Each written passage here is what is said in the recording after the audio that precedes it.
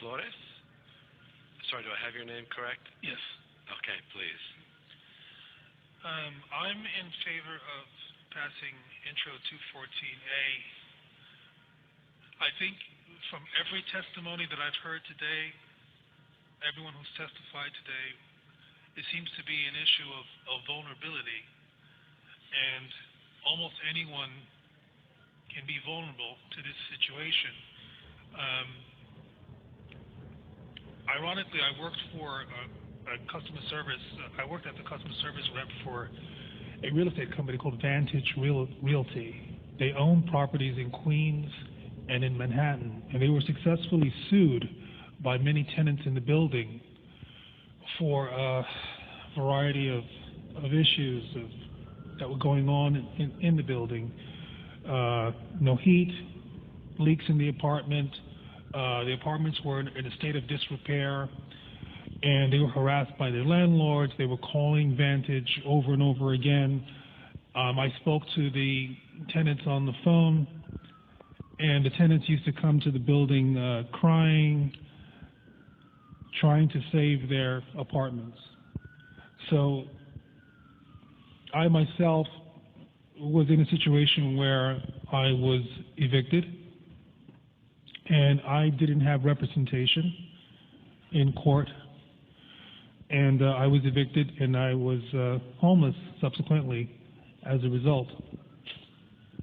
So personally, I'd just like to say that I think that anyone can be vulnerable to this situation, and if they pass Intro 214, which I believe they're going to, it may be able to help everyone now and in the future. Thank you, Mr. Flores. A very powerful note to conclude on. Thanks to everyone for joining us tonight. And I'd like to cue my colleague and partner in this effort, the great council member Vanessa Gibson, for some concluding words. Ladies and gentlemen, you did it. Whoever's next. They already won. Okay, next. No. Whoever wants to go.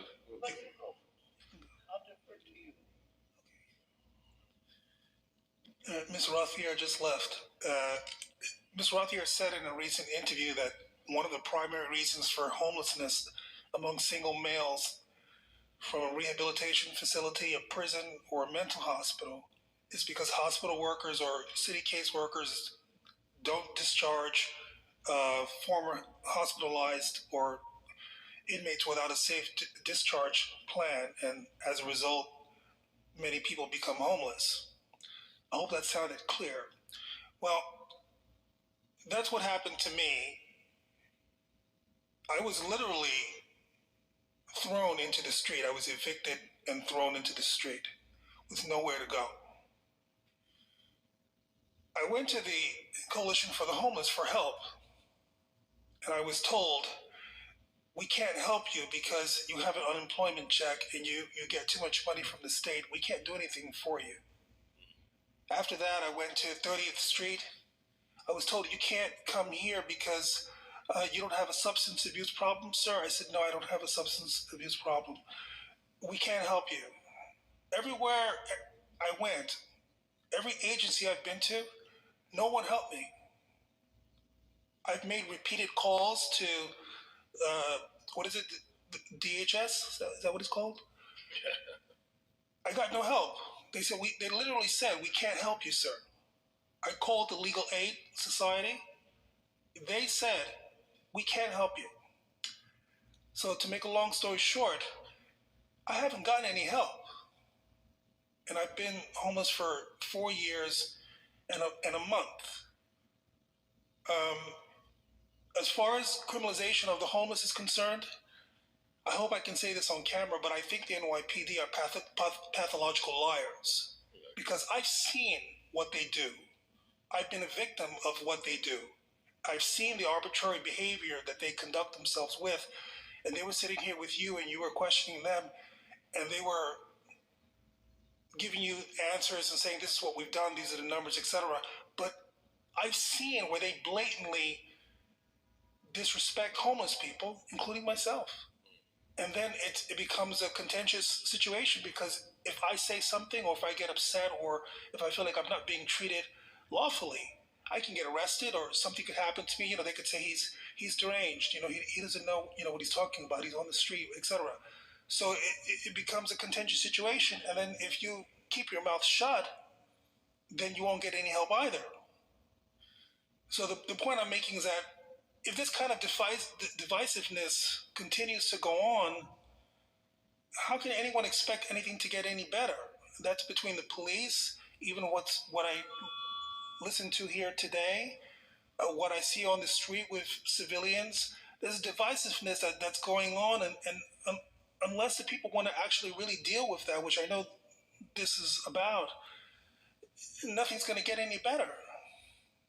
And that's what's really alarming to me.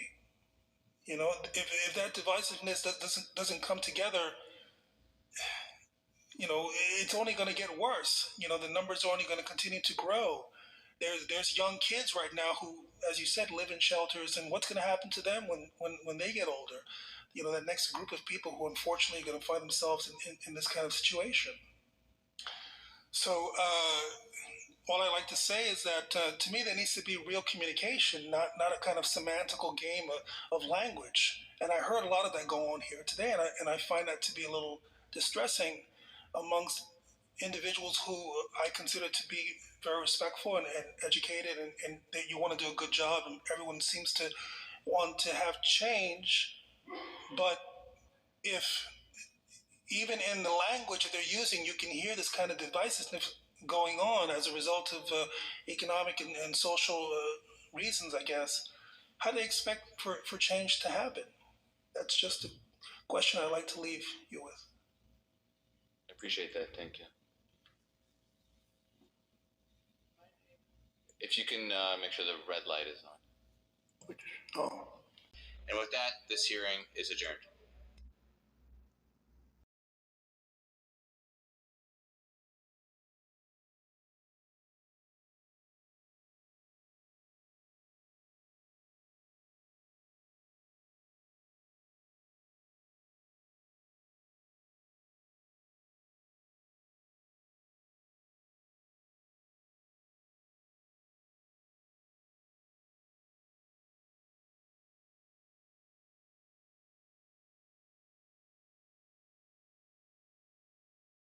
From Kingston Tenants Union here?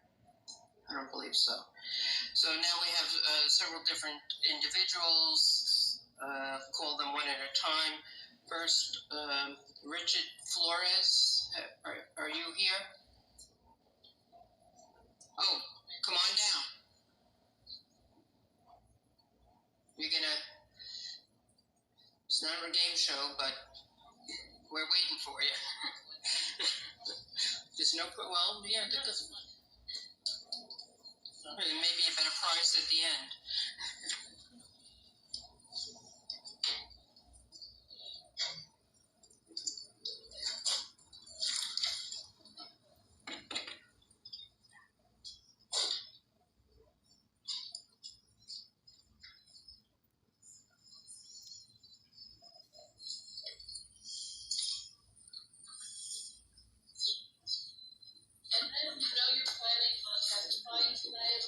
If you wouldn't mind moving towards the front so when we call you, you don't have to come from all the way in the back.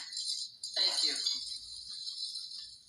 Yeah, so just as Mr. Flores is settling in, the next person is, I'm sorry if I don't get your name pronounced correctly, Zoran Kwame Mamdani, and then Boris Santos, and is Karim Walker here if you are the final individual. You get 3 minutes, but we don't need these. So begin when Mr. Flores.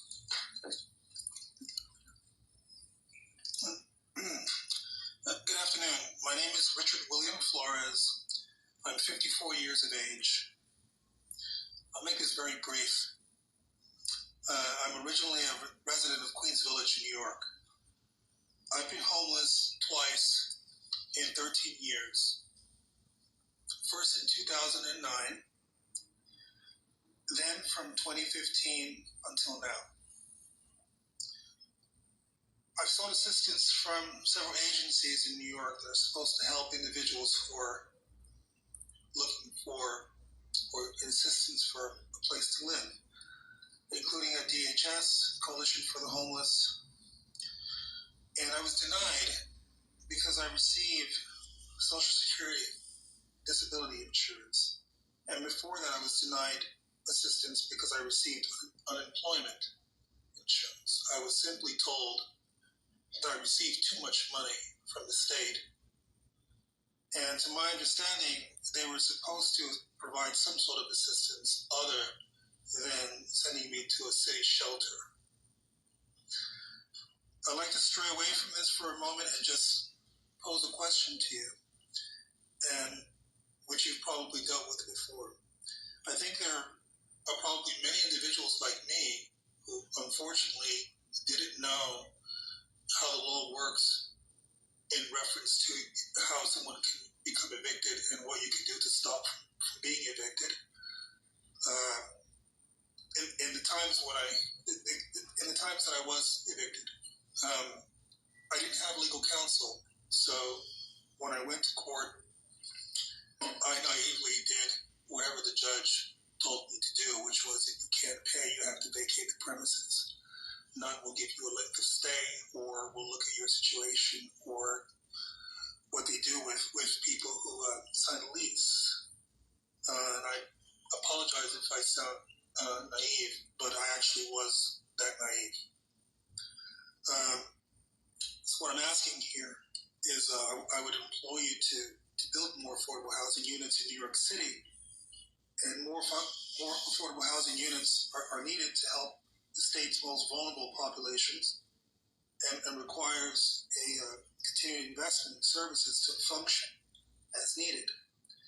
I think if there's a real problem with agency in our country, throwing people out into the street is not a solution in New York or anywhere in our country. And affordable housing is but one of the necessities of life that's needed to be addressed in America. I think the other thing that needs to be addressed is equality, whether it's education or whether it's your place of employment. And those two factors often lead to individuals becoming homeless. I don't have the knowledge to speak to you in terms of dollars and cents. I can only really speak to you from my own personal position. And I would imagine that everyone here would translate that into what that means in terms of dollars and cents, and how that money is allocated to help individuals. That's all I'd like to say. So, on behalf of all the members, we thank you for being here. It's helpful for people to see the face behind some of the work that we're trying to accomplish for a homeless population and others who need affordable housing. Thank you for being here. Thank you. Thank you very much. So next we have Zoran Kwame Mandani.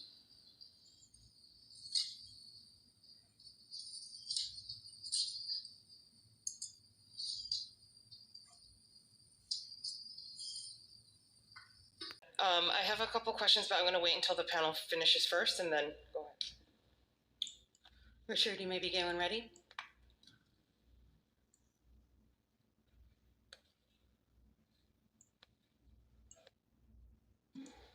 Sorry.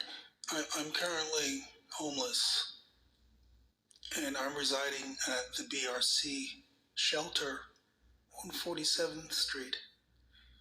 I've been a resident there since October 21st of 2021. Before I became a resident there, the volunteers used to come to speak to me on the subway. I didn't know about the BRC. I didn't know about the Manhattan Consortium. I didn't know that these agencies existed. I went to the drop-in centers to try to receive help against my will because I became homeless because a family court judge committed perjury. They literally lied in court. And that lie became me being homeless. I had a lawyer appointed to me for free by the city, whom I saw before the court date and brought him documentation to show what was allegedly being said about myself and my family. And he told me that documentation didn't mean anything to him. He told me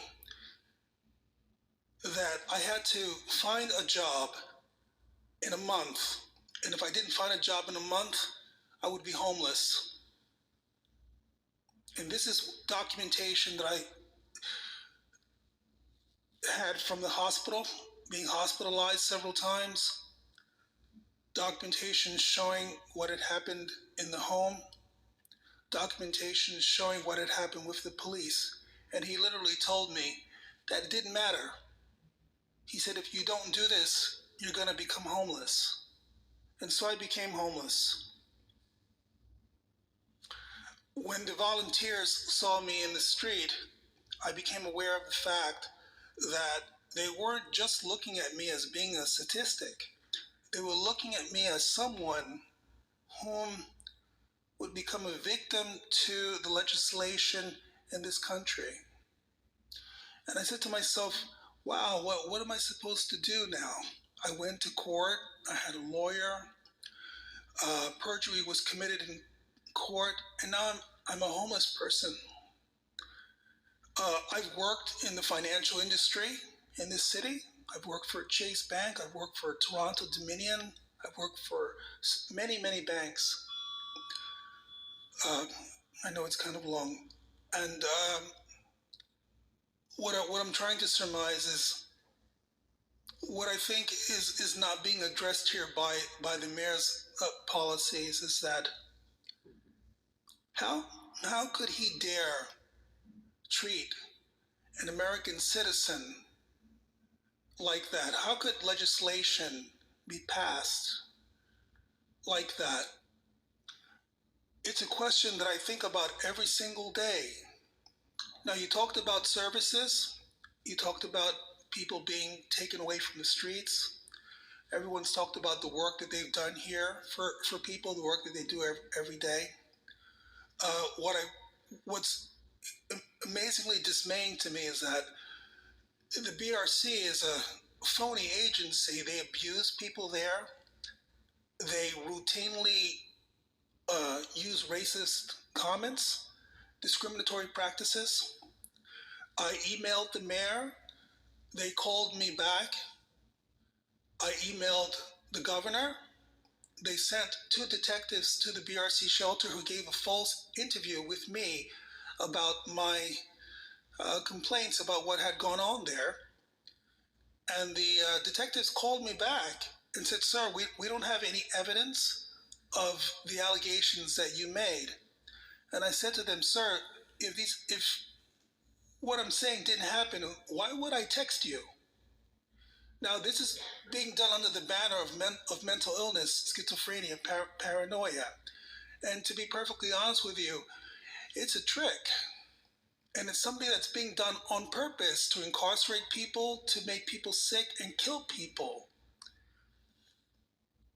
The mayor and the governor are well aware of this issue. And I guess lastly, what I'd like to say is the mayor and the governor have to be held accountable for the fact that they too are committing perjury.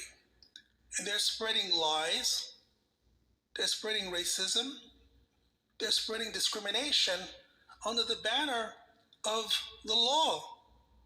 And this legislation has to be changed.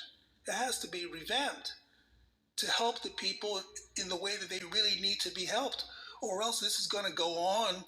In 20 years from now, the kids who've been affected, the young people who've been affected by the policies that are being put forth today, they'll be sitting before the next committee talking about what's affecting them. And this is just going to go on and on and on, despite the efforts of all the people trying to make things better, despite the efforts of your committee trying to make things better. The governor, the mayor, it's almost as if it's almost absurd, like it doesn't really matter. And they're saying that it matters, but yet it doesn't really matter. They're putting these policies forward without a true conviction, without a true plan. I could sit with the mayor. I love listening to the people here. Every single day, I would love to sit with him. And if he asked me, Richard, do you have any solutions? I could provide solutions. I'll say, sir, I'm the one that's living at the shelter, not you. Right? He went to the shelter the other day to spend time with the migrants there, and he said the conditions were deplorable. He said the conditions were awful, etc. I thought a lot of it was a political show, to be quite honest with you, because he's been mayor for quite some time. Governor Hochul has been here for quite some time, and the first thing you will look for them is for them to be perfectly honest and factual about what's going on, and not play a semantical game or a political game about what's going on. They should just simply tell the truth, and therefore, when the budget proposals are made, that money is supposed to be used to actually help the people. I testified to the New York Senate in 2020, to the entire Senate, and the budget proposal was being passed back then as well. I told them my personal story. I told them what I thought about what they were doing. I told them about what their policies were doing. When we returned back to New York with the agency, the group that I was with, guess where I was? Out on the street. And I've been on the street, I was on the street for 7 years in bone-chilling weather, cold blue weather, denied shelter at Bellevue, denied shelter at the drop-in centers, 7 years. And that's a very traumatizing thing. For them to turn around and say, okay, now we're going to provide you services, it's almost adding insult to injury. You know, it's really absurd. So the reason why I wanted to testify today is because perhaps it might help yourself and help the mayor and help the governor try to think about what strategies are going to be used that would be useful. Hearing it from someone who's actually living it every single day. You know, and it's I have to say it's one of the hardest things I've ever had to deal with in my entire life. And if these testimonials are taken seriously, then I think everyone here would hope to see some change, and not just talking about it, but doing something about it. I think it's high time that they do something about it if they want actual change to happen. If he was sitting here right now, I could sit with him and tell him exactly what's going on there. And they're supposed to say, okay, this is what we're going to do now. This is what we're going to change because we want these people's lives to be better. It's not just housing. It's, as everyone said, it's a comprehensive strategy that needs to be used and maintained. And so far that hasn't happened. I would love to be able to speak to the mayor and speak to the governor in person and have the kind of conversation that we're having right now. That's it.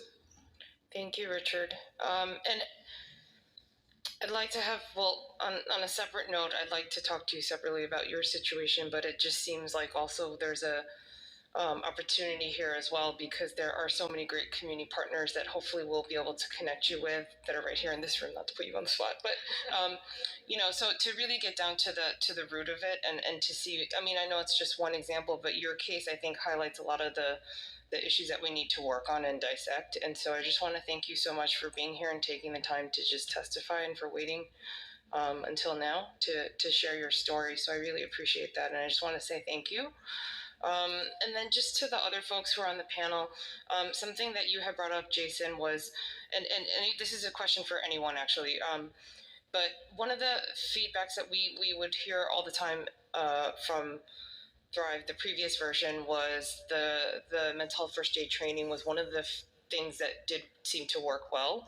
And I know that for us also, when I was at my CBO, we actually reached out to our faith-based leaders in a lot of the immigrant communities that were first gen that typically would, me growing up in the church, right? They would typically say things like, oh, you just have to pray harder or pray it away, right?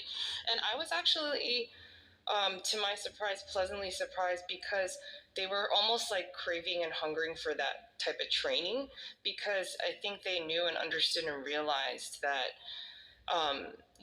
there is a difference, for example, between spiritual and mental health issues. And I think, not just the faith-based communities, but other communities, like you're saying, in your community garden and other folks that are around, is that, and we actually offered it and translated it ourselves because there was no one to translate it for us. And so we did this whole train the trainer model. And I'm just wondering if that is an effective type of training that you think we should also implement, not just within the city agencies and amongst the staff, for example, but also something that can be offered to any community member that's interested in it. So just wanted to get your thoughts on that real quick. We're now going to call up Richard Flores, please.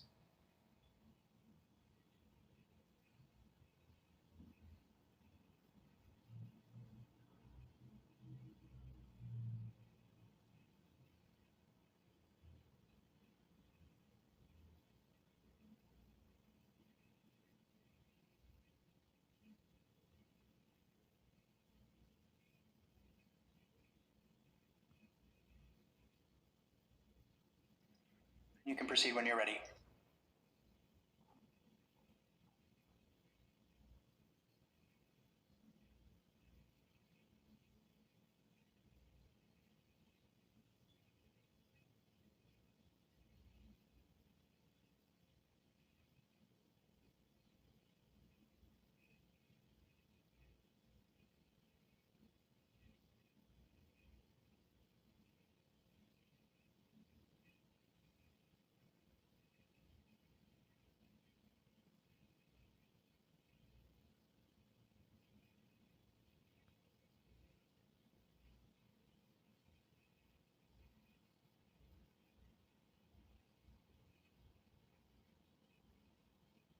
Hi.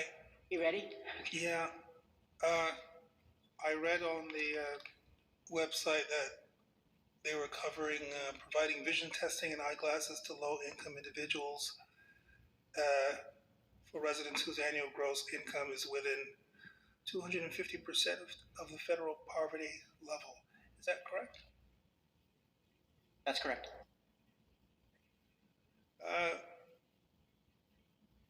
I wanted to testify simply on behalf of a personal reason that I think that the healthcare system is failing.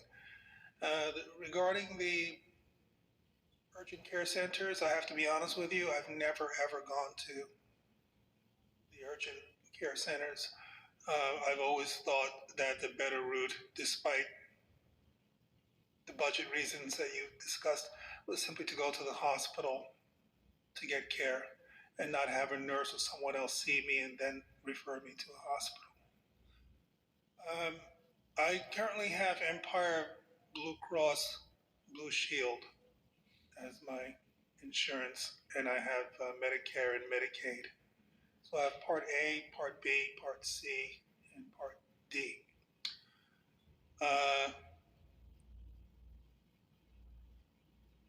I went to the eye and ear infirmary last Monday simply to get a test for my vision.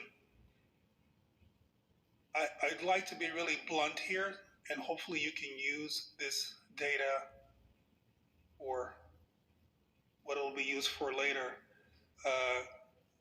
Councilmember Barron made a few remarks about discrimination and racism in the system and how that's impacting upon the system. The ophthalmologist I saw was this gentleman, Dr. Aaron C. Brown, at the Eye and Ear Infirmary, and he conducted the examination. What I'd like to say for the record here was that he did a very, very poor job of examining my eyes in the room. He didn't tell the truth about any pre-existing conditions that I have. If you want to make a statement just about in general about the healthcare, but if you're talking about a specific doctor or individual, we can't entertain that here. Right. Well, I thought it would work in conjunction with making the testimony. What I've seen, what my personal experience has been, is that there seems to be an endemic corruption in the healthcare system, and I'm sure I'm not the only person that's experiencing it. That's even with the COVID-19 health crisis and other pre-existing conditions that people have. And I think that what that's doing is that's making the system work harder and spend more money, and more individuals are sick and more people are ill, as everyone knows, as a result of the fact that the system seems to be not working correctly. The budget proposals that you people make and the policy decisions that you make, understandably, I don't know its full complexity. You know a lot more than I do. But I thought simply using my experience, you could use that for your data and all the other individuals that are impacted. And I just wanted to use that example of that. I find it just really kind of strange, to be honest with you, as a civilian, as a citizen of the city, that the committee understands and has knowledge that this kind of thing is occurring. And my question to you, I'll stop here, is what are you prepared to do about it? If you can do something about it. This is a hearing for you to just give your thoughts on, not to. We have a process here in the city council. You should contact your local council member, whoever that is, to talk to them specifically about going through that with them. And we appreciate you bringing us the testimony just about the particular place that you were at, and so we'll take that in. We just can't, talking about individual doctors or individuals in general is not appropriate for this forum. But we'll take in what you said, and I encourage you to talk to your local council member who can go through the process with you. Okay, thank you. Thank you. Thank you to this panel. At this time, if there is anyone left in the room who would like to testify but has not done so yet, please fill out an appearance card and give it to the Sergeant at Arms. Seeing none, we are now going to move to virtual testimony.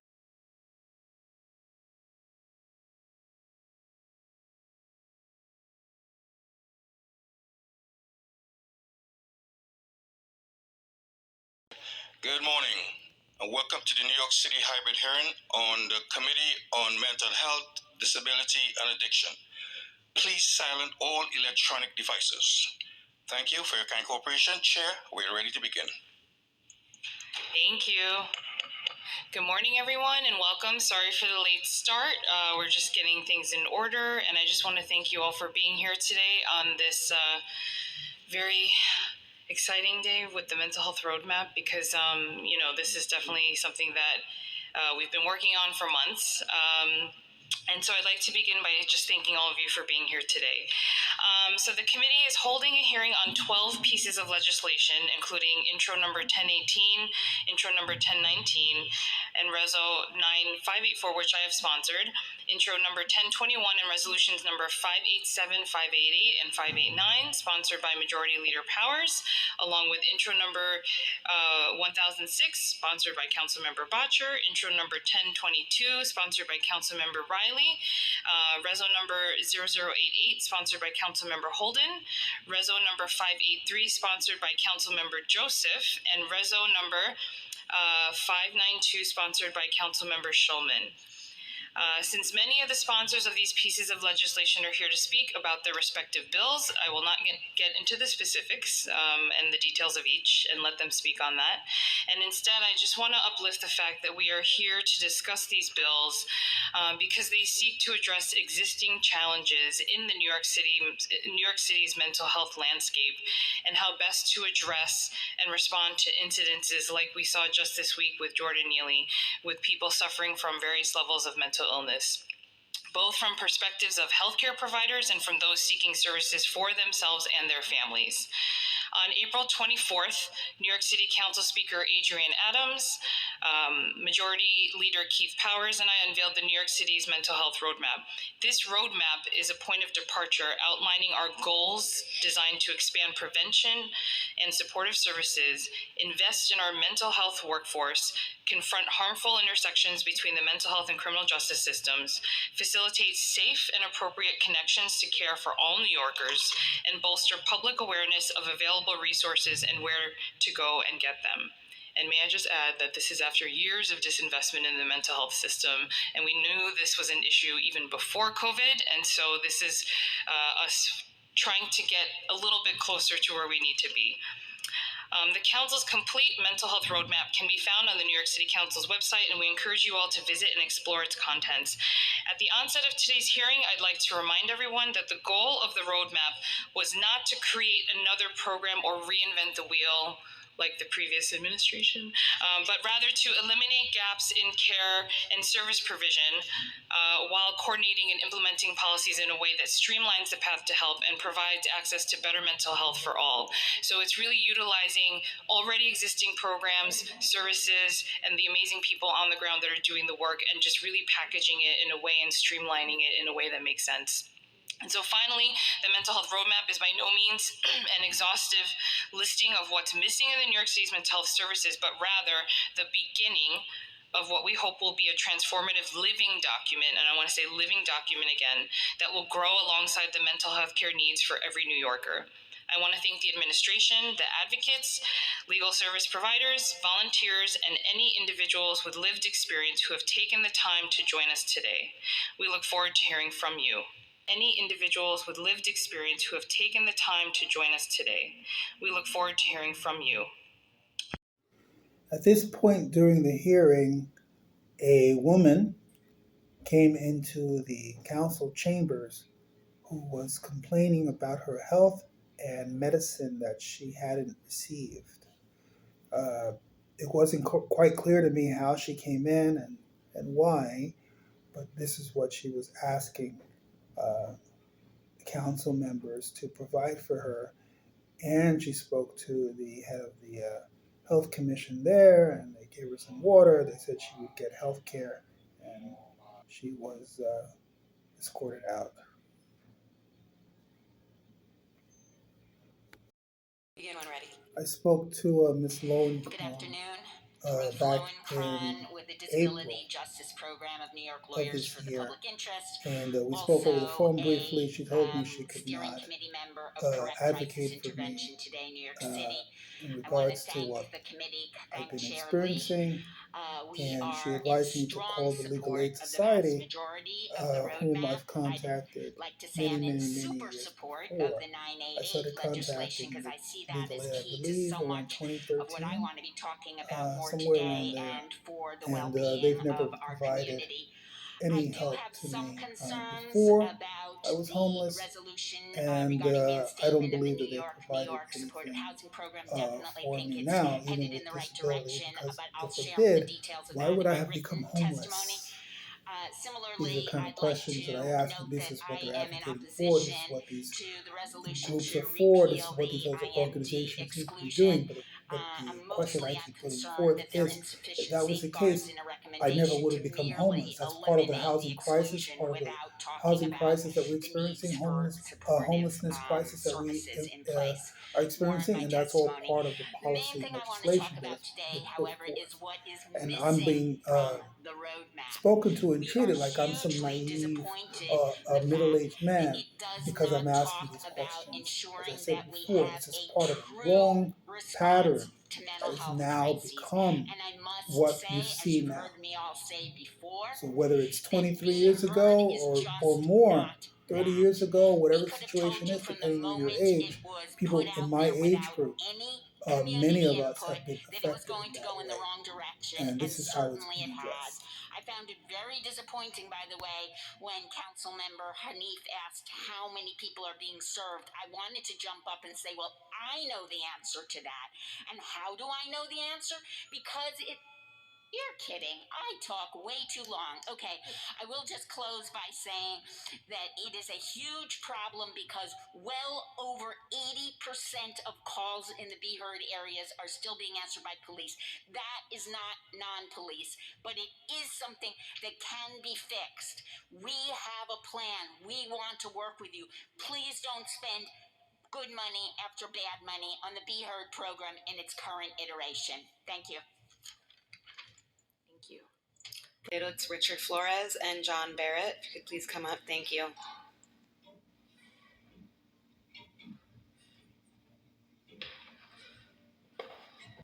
Hello, my name is John Barrett.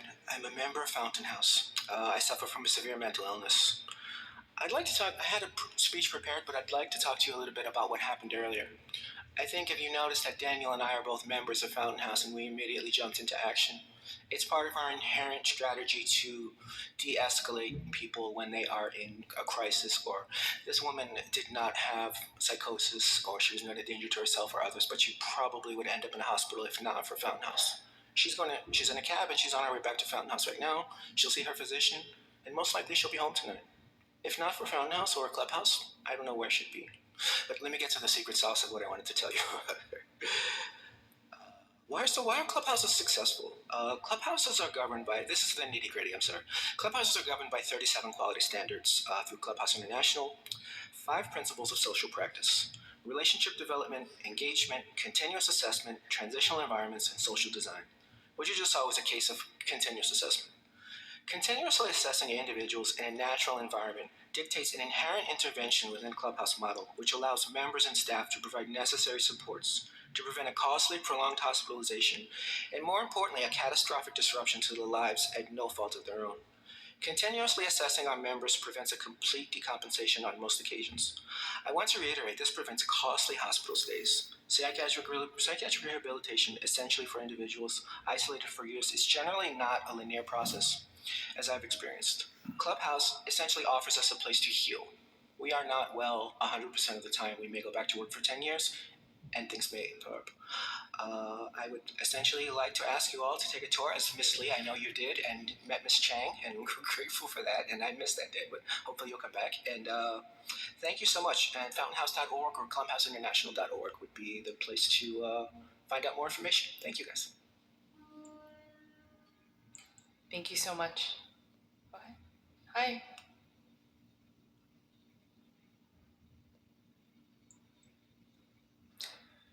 How are you? My name is Richard Flores, and I came here to testify today. I know it's a very quick testimonial.